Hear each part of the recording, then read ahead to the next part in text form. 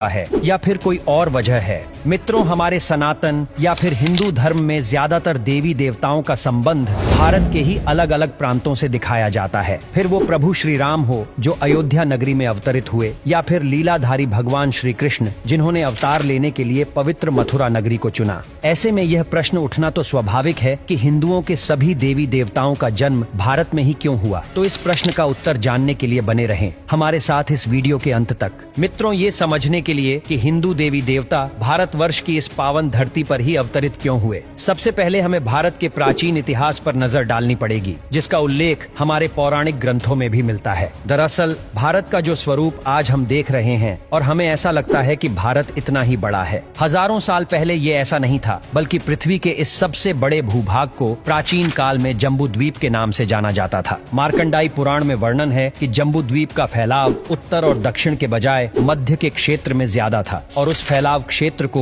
मेरु वंश या फिर इलावर्त के नाम से भी जानते थे। इलावर्त पहले चक्रवर्ती सम्राट पुरुरवा की मां का नाम था। इलावर्त के केंद्र में पहाड़ों के राजा सुनहरे मेरु पर्वत था। मेरु पर्वत के शिखर पर भगवान ब्रह्मा का विशाल नगर है जो ब्रह्मपुरी के नाम से विख्यात रहा। ब्रह्मपुरी के आसपास 8 और भी शहर बताए गए, जिसमें से एक भगवान इंद्र का और साथ में दूसरे देवी देवताओं के बताए गए हैं। प्रचलित मत ये है कि पूर्व वंश के राजा दुष्यंत और शकुंतला के पुत्र भरत के नाम पर ही हमारे देश का नाम भारतवर्ष पड़ा। हालांकि तब का भारत, जिसे आज के कुछ मनुष्य अखंड भारत भी कहते हैं, उसका भौगोलिक क्षेत्र बहुत ज्यादा विस्तृत था और इसमें वर्तमान समय की कई देश जैसे पाकिस्तान, अफगानिस्तान, श्रीलंका, बांग्लादेश, भूटान, नेपाल, ईरान, इराक और चीन का कुछ भाग इन सभी के अंतर्गत आता था। यही अखंड भारत आर्यावर्त के नाम से भी प्रसिद्ध था। और मित्रों, ऐसा नहीं है कि हिंदू मंदिर सिर्फ भारत में ही देखने को मिलते हैं। दुनिया के कई देश हैं जहां प्राचीन मंदिर के प्रमाण मिलते हैं और ऐसी कई जगह है जहां आज भी सनातन रीति रिवाज से पूजा पाठ होता है।